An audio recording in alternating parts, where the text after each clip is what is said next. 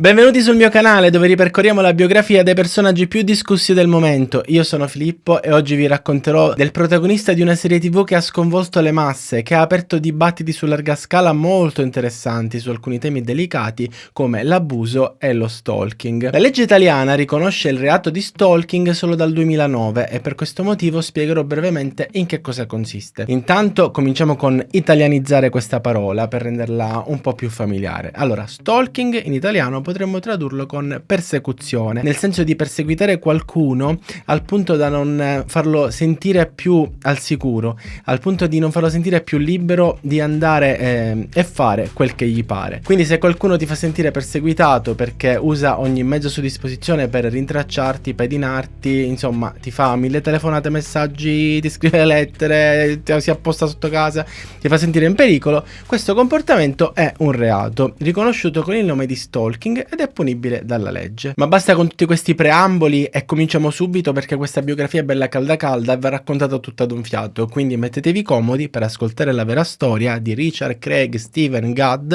in arte Piccola Renna.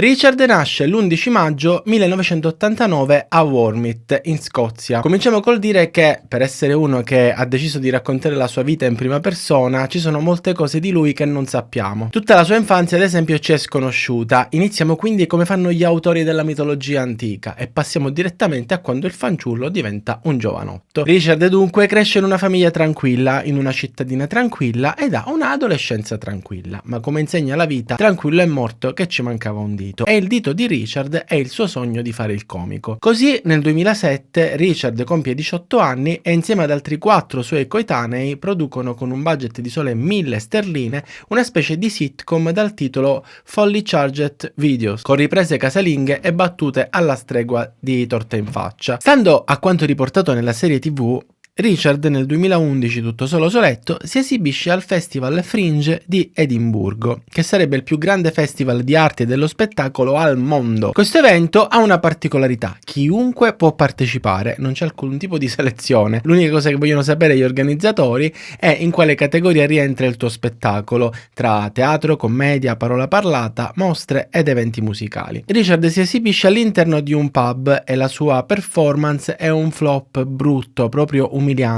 È andata talmente male che spera che nessuno venga a vederlo il giorno dopo per non ripetere la brutta figura. Tu immagini? Ma non si dà per vinto, sa che la strada è ancora lunga e in salita, e proprio quando Richard inizia a demoralizzarsi, la barista del pub in cui si esibisce gli regala un pass VIP per un locale molto elitario della città, dicendogli di averlo trovato così, che qualcuno l'aveva lasciato tipo sul tavolo, e sicuramente fare amicizia gli farà bene. È a questo punto che nella serie TV Richard conosce un produttore televisivo di nome Darren. Darren lo adesca con una facilità disarmante proprio perché Richard è in un momento di fragilità. Darren lo aiuta a migliorare il suo spettacolo, gli propone di scrivere una sceneggiatura insieme, lo illude con promesse di successo e lo coinvolge all'uso di sostanze sempre più forti fino ad abusare di lui. Richard è sconvolto e non sa come reagire. La sua mascolinità entra in crisi. Inizialmente pensa di essere diventato omosessuale e poi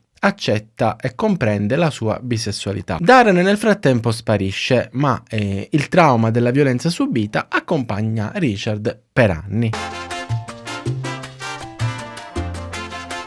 L'anno successivo Richard si iscrive e frequenta un corso di recitazione alla Oxford School of Drama, una prestigiosa scuola di recitazione. Completato l'anno di studi, è più che deciso a intraprendere questa strada. Convinto della sua scelta, prepara un altro spettacolo da presentare nell'agosto del 2012, a 23 anni, al Festival Fringe di Edimburgo, in Scozia. Nel 2013 Richard porta a questo festival uno spettacolo intitolato Cheese and Crack Wars, che in italiano potrebbe essere tradotto tipo formaggio e drogate. In questo monologo Richard racconta episodi strazianti e autobiografici, mostrando scene video e audio come prova della veridicità delle sue storie, delle sue narrazioni. Ed è tipico dell'umorismo di Richard condividere le proprie tragedie personali con il pubblico, utilizzando prove audio per dare maggiore impatto alla narrazione. Quando Richard mette in scena questo nuovo spettacolo, viene presentato come una commedia nera ipernevrotica, in cui si racconta la settimana peggiore della vita di Richard, durante la quale rompe con la sua ragazza, viene licenziato,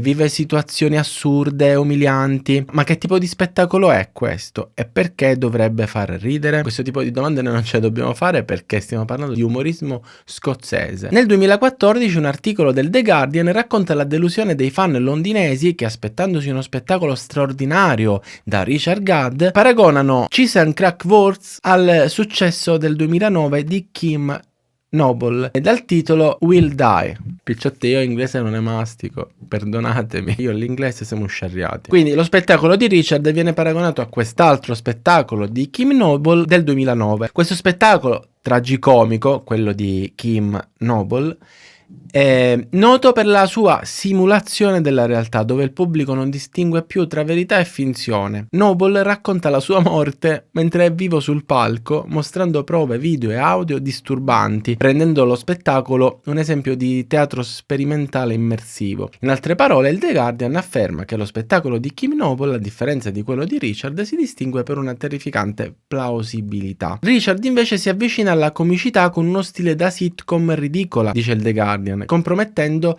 la credibilità. Ad esempio, scrive il giornalista del The Guardian, Richard, per illustrare la sua inadeguatezza, mostra una foto in cui porta la sua ragazza a cena fuori per l'anniversario al McDonald's, e questa cosa tipo dovrebbe essere no? Sconvolgente. E poi porta come prova una registrazione audio delle molestie subite dal suo capo mentre lavorava al call center. Insomma, questo genere di narrazione autobiografica è una costante nei suoi spettacoli, teniamolo a mente. Richard, scrive il The Guardian, tenta di interpretare una fragilità psicologica, ma non riesce ad essere credibile, mancando di realismo e facendo scelte troppo convenzionali e prevedibili. L'articolo si chiude affermando che, sebbene Richard sia un interprete capace, è uno spettacolo che mostra momenti intermittenti di brillantezza, ma nel complesso non funziona molto bene. Questa critica deve essere arrivata bella tosta a Richard e deve averne fatto tesoro. Infatti, dallo spettacolo successivo non accadrà più,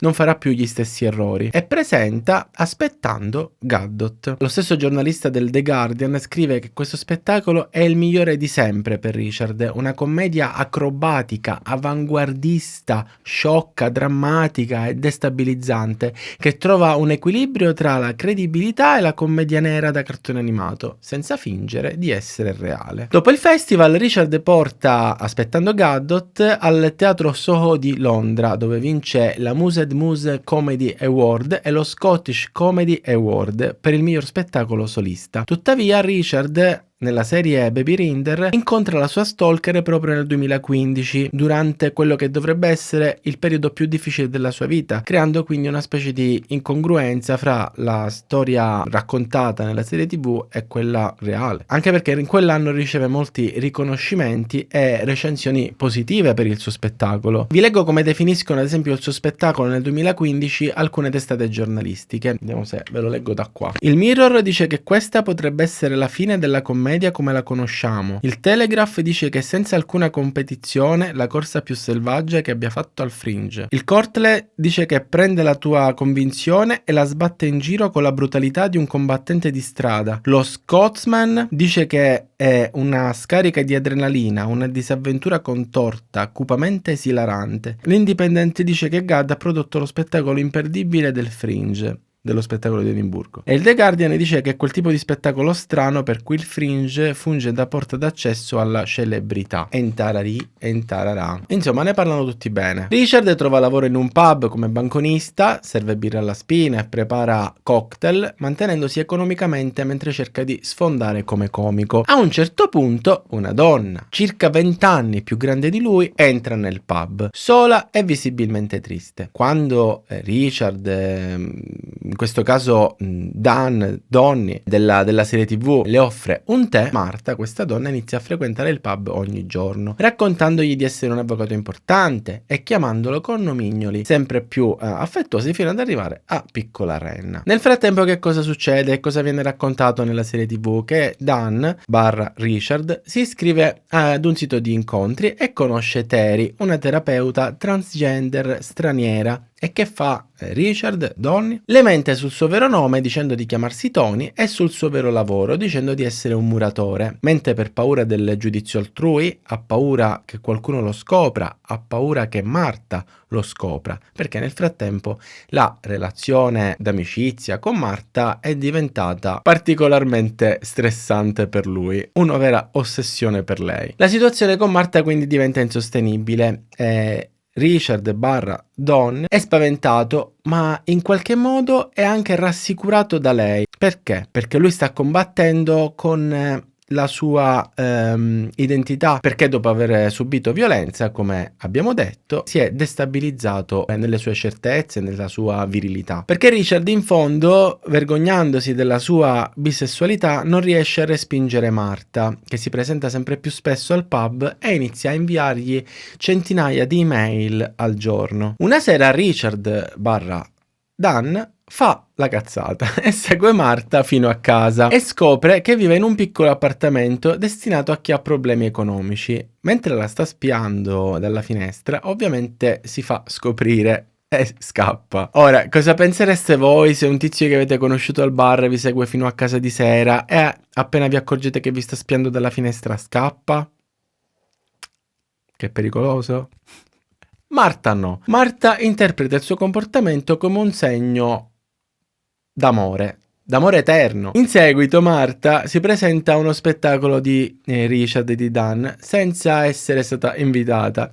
Interviene nella sua performance aiutandolo con le battute e confessa il suo amore. Dan cerca di rifiutarla educatamente, ma quando lei gli manda la richiesta d'amicizia su Facebook, lui l'accetta così. È ancora convinto di poter gestire la situazione. Ma parliamo un attimo di numeri, perché quando diciamo stalking, ha perseguitato, di che cosa stiamo parlando? Stiamo parlando che Marta in poco più di 2 anni ha mandato a Donny e Richard 41.071 email, 744 tweet, 350 ore di messaggi vocali, 46 messaggi su Facebook da 4 account falsi e 106 pagine di lettere. Ora, la situazione è complessa. Viene raccontato proprio un conflitto emotivo, perché da un lato Don vive nel terrore di una persona imprevedibile e dall'altro Marta lo fa sentire desiderato e apprezzato, soprattutto per la sua comicità. Comunque nella serie TV c'è una cosa che non ho raccontato, cioè che Marta diventa violenta, aggredisce sia Don che Terry, e questa è tipo la goccia che fa traboccare il vaso. Perseguita pure i genitori di Don, cose delle quali non sono riuscito a trovare delle prove, nessuna fonte, nemmeno una smentita, cioè non quella di Marta di cui parleremo, e quindi non ho raccontato per questo, perché non ho voluto riassumervi qui la serie TV. Potete andarla a vedere, ma vi voglio raccontare proprio tutte le cose che si possono quantomeno ipotizzare per certe. Ma andiamo per ordine. Nel 2016 Richard prepara un nuovo spettacolo intitolato Monkey See, Monkey Do, che significa scimmia vede, scimmia fa. Ma che cos'è Monkey See, Monkey Do? È uno spettacolo in cui Richard passa gran parte del tempo correndo su un tapirulan, simbolo della sua fuga dalla vita. La corsa rappresenta infatti la metafora di chi corre incessantemente ma rimane sempre nello stesso punto. La performance è una rappresentazione cruda e visiva della sua storia, con Richard che suda davvero e si esaurisce mentre racconta aneddoti della sua vita senza censurarsi. Lo spettacolo affronta temi come la mascolinità tossica, l'abuso sessuale e la salute mentale. Insomma, Monkey See, Monkey Do piace tantissimo e vince l'Edinburgh Comedy Award, il Comedian Comedy World va in onda su Comedy Central e fa sold out al Teatro Soho di Londra e in vari altri teatri europei. Sempre nel 2016, grazie a Monkey See, Monkey Do e al suo impegno per aiutare gli altri raccontando la sua storia, Richard diventa ambasciatore di We Are Survivor, un'organizzazione che supporta persone sopravvissute ad abusi sessuali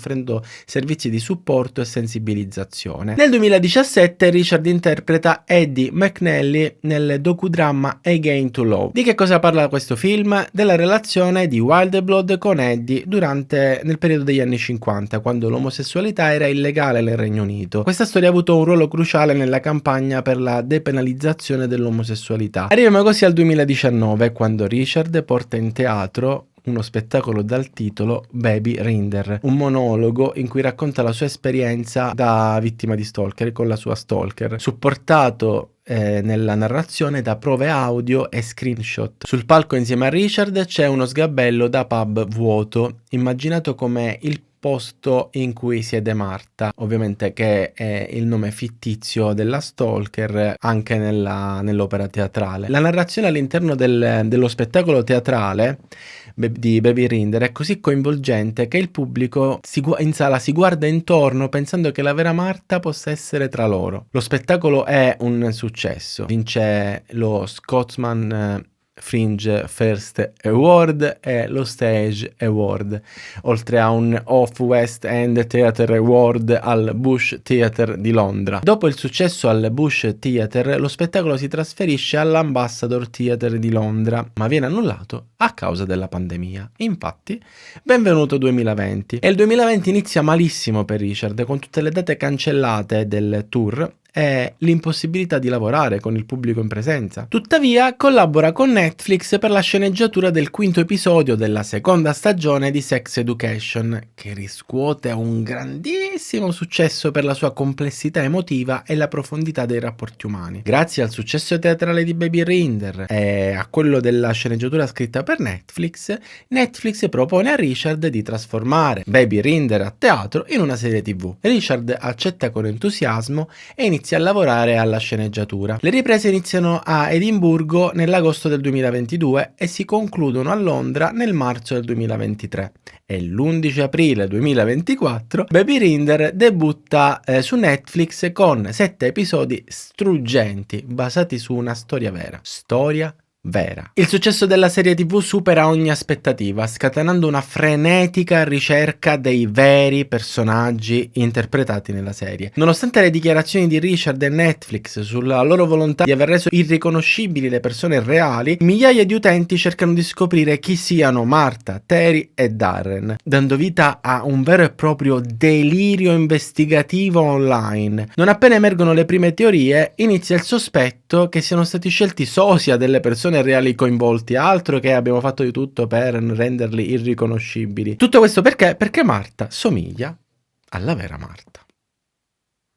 Infatti, le ricerche si concentrano inizialmente su Marta, identificata facilmente come Fiona Harvey. Grazie a post su Twitter e Facebook che confermano praticamente la sua identità, che lei scrive come a lei, dice le stesse cose sue e che conosce Richard, a che ci sono cercano anche i sosia degli attori che hanno interpretato Terry e Darren. Si sospetta che Terry sia Anna De Simone, una psicologa trans straniera simile alla Terry della serie, ma Anna nega. Ieri quando ho avviato l'app di Instagram ho trovato molti commenti, centinaia di commenti, anche questa mattina li sto cancellando a dismisura, ma prendono il sopravvento, quindi ritroverete un po' quelli tutto sul mio account Instagram, perché molte persone, soprattutto di nazionalità britannica, pensano che io sia Terry per una serie di coincidenze, però faccio questo video anche per approfittare e sottolineare che io non sono Terry, non chiedetemi nulla perché non saprei cosa rispondervi, non sono io, non è la mia storia,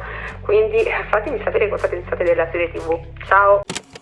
Darren, il principale abusatore di Richard, sembra identico a Sean Foley, che denuncia immediatamente, proprio chiama la polizia subito in 4348 e denuncia immediatamente la gogna mediatica dichiarando la sua innocenza, anzi che denuncerà lui. A questo punto Richard prende subito parola, chiedendo al pubblico di non cercare e di non insultare le persone reali coinvolte nella sua storia, poiché il suo intento è di sensibilizzare sull'argomento e aiutare chi ha vissuto situazioni simili, non punire le persone reali che sono state coinvolte nella sua vita, no? Tuttavia questa affermazione conferma involontariamente che alcuni veri personaggi sono stati identificati e che diciamo nonostante gli sforzi per nasconderli, e non aiuta il successo della serie TV, che nel giro di poche settimane raggiunge oltre 60 milioni di riproduzioni, di visualizzazioni, diventando subito una serie TV cult, della serie tipo se non l'hai vista sei fuori dal mondo. La situazione sfugge quindi rapidamente di mano, con tutti che esprimono opinioni sulla verità dei fatti. Fiona Harvey, dopo aver ricevuto minacce sui social e pressioni da parte dei media, decide di uscire allo scoperto. Ma andiamo per ordine. Fiona quindi accetta di essere intervistata da Piers Morgan. L'intervista, caricata su YouTube poco dopo che è uscita, dura un'oretta, arriva a 8 milioni di visualizzazioni in 2 giorni e ora è tipo a 13 milioni dopo 2 settimane. Tutti vogliono sentire praticamente la versione di Fiona, la versione della vera Marta. Piers Morgan inizia l'intervista proprio dicendo che Fiona è lì per esercitare il diritto di replica e raccontare la sua versione dei fatti. Fiona userà questa opportunità per riscattarsi? No, le aspettative le dobbiamo avere basse. Allora, Fiona nega tutto, come un partner beccato in flagrante che nega nonostante le prove. Nega persino di avere visto la serie TV. Però poi ne parla, poi lo sa di che cosa si vede nella serie TV. Però io manco l'ho vista. Ho visto solo la scena in cui mi arrestano, ma io non sono mai stata arrestata, quindi sono tutte Io non gliene ho mandato mai email, ne avrò mandate 2, 5, assai. Non ho mai avuto il suo numero, quindi messaggi vocali non gliene ho mandati. Se lui ha registrazioni mie, mi ha registrato così in presenza, tipo al bancone del bar. E poi al bar io ci sono andato 2 volte. Fiona a questo punto dichiara di voler denunciare Richard e Netflix per diffamazione, accusandoli di non avere tutelato la sua identità e di aver amplificato la storia per fare soldi, molti soldi. Piers le pone domande pungenti dicendo: tu lo sai che quello che stai dicendo, no? È dimostrabile, cioè loro possono avere delle prove, oppure in qualche modo tu lo puoi dimostrare, no?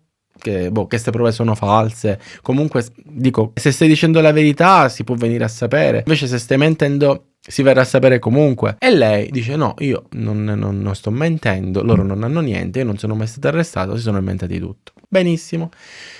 Poi gli chiede: ma scusa, ma tu quante email hai? 5, 6? E Piers Morgan si meraviglia, cos'è che secondo me non è strano, però vabbè. Però ha altrettanti telefoni, cioè lei ha 5 telefoni con 5 email diverse, perché le piace tenere le persone diverse in telefoni diversi. Ecco, questo forse è strano. Fiona quindi chiede al pubblico di valutare le sue smentite, affermando che non ci sono prove delle accuse fatte nella serie e che quindi lei è innocente. Ma se Fiona è uscita allo scoperto per dire non sono io Marta, o per meglio dire sono io Marta, ma si sono inventati tutto perché io non sono mai stata arrestata, non ho mai mandato tutte quelle email, e Darren, il più cattivo di tutti, diciamo quello che ha abusato di lui all'inizio della sua carriera, quando ancora era praticamente un giovanotto, gli investigatori dell'internet hanno avanzato 2 ipotesi. Quella diciamo legata alla somiglianza, cioè Sean Foley che praticamente è sputato a Darren, che è Sean Foley che è un attore, un comico, un regista britannico che somiglia terribilmente a Darren. Che cosa ha fatto Sean? Ha negato subito, categoricamente l'accusa e ha minacciato azioni legali per diffamazione contro chiunque insinuasse che il personaggio di Darren si è ispirato a lui. Nel frattempo Richard cerca di calmare le speculazioni con un post in cui chiede di non cercare le persone reali dietro i personaggi. Che cosa ha scritto Richard? Leggiamolo al volo. Persone che amo, con cui ho lavorato e che ammiro, incluso Sean Foley, sono ingiustamente coinvolte in speculazioni. Per favore, non speculate su chi potrebbero essere le persone reali. Non è questo il punto del nostro spettacolo. Con affetto, Richard. In che senso non è questo il punto del nostro spettacolo? Nel senso che lui appunto dice: io non voglio che non ho fatto questa serie TV così da distruggere queste persone, ma per sensibilizzare, per portare la mia storia a chi ne ha bisogno, a chi ha vissuto esperienze simili e quindi per non farlo sentire solo, non certo per tipo giustizia privata. Che cosa fanno le persone? Se ne fottono. La situazione però non si placa e le accuse si spostano su Gary Rake, un produttore noto per il suo umorismo oscuro e l'innovazione teatrale. Una specie di mentore è stato per l'inizio della carriera di Richard. Rake infatti ha collaborato con Richard nei suoi primi spettacoli, She's and Crack Wolves, Aspettando Gadot, Waiting for Gadot, sebbene ad oggi nessuno lo abbia confermato ufficialmente e tantomeno smentito. Poco dopo l'uscita della serie, un'attrice di nome Race Lyons, una ragazza trans, ha raccontato su X di essere stata avvicinata in un bar da Richard Gadd, che le ha parlato della serie TV per Netflix che stava preparando, le ha descritto la trama e le ha proposto di fare il provino per interpretare il ruolo della sua ex ragazza trans. Race ha detto di aver accettato questa proposta che le ha fatto Richard, però Richard ha iniziato ad esprimere attrazione per lei, l'ha invitata ad uscire insieme. Race racconta di essersi sentita in trappola, come se rifiutando l'invito avesse compromesso l'audizione per la parte di Terry. E da queste pubbliche accuse mosse da Race sono partite delle indagini interne a Netflix che si sono risolte scagionando Richard da ogni accusa, poiché non avrebbe compiuto alcun illecito. La scelta dell'attrice che avrebbe interpretato Terry comunque non spettava a lui, comunque è stata soltanto una cosa al bar e quindi non c'è nessun illecito, nessuna accusa. Cioè l'accusa c'è ma non c'è nessuna penale per Richard per questa cosa che è successa. Di fronte al grande polverone mediatico, Richard cerca di portare l'attenzione sui temi di salute mentale, abuso e stalking trattati nella serie, ma è come se non importassero a nessuno, importa soltanto trovare le persone reali. Ma passiamo adesso a che cos'è Baby Reindeer per Richard Gadd, perché durante un'intervista Richard, citando César Cruz, dice che l'arte dovrebbe disturbare i confortevoli e confortare i disturbati, spiegando che con Baby Reindeer vuole scuotere chi vive in comfort sociale e rassicurare chi soffre. Riguardo alle speculazioni sulle persone reali, Richard dichiara di non volere confermare né smentire, sottolineando che la serie è una verità emotiva e non un documentario. Quindi, siccome la cosa è diventata veramente pesante, dice: quella che avete visto nella serie TV è una storia vera emotivamente, non è un documentario. Ma come, era una storia vera? L'avete pubblicizzata come una storia vera? C'è pure tipo la sponsorizzazione di te che lo racconti come una storia vera piangendo.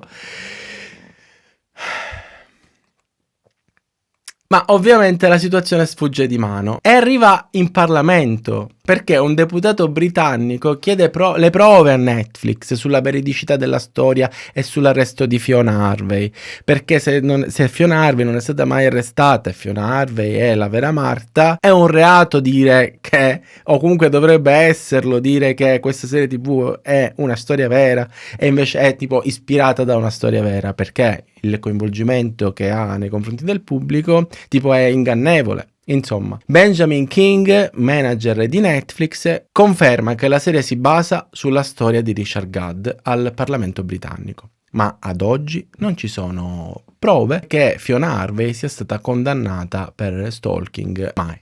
Quindi ancora comunque non è uscito niente. La narrazione quindi della serie TV Baby Reindeer potrebbe essere stata enfatizzata, no? Per scatenare più emozioni, più reazioni problematiche nei personaggi. Fatemi sapere voi che cosa ne pensate nei commenti, perché io per oggi direi che possiamo fermarci qui. Non aspettatevi la seconda stagione di Baby Reindeer perché ovviamente non ci sarà. Io vi ricordo che con il codice biografo andando su Pumpling potete comprare magliette bellissime come questa, soprattutto ora che si avvicina, già c'è un caldo di impazzire, è estate piena, quindi compratevi le magliette a mezze maniche che sono comodissime. Ci vediamo prestissimo con una nuova biografia e basta.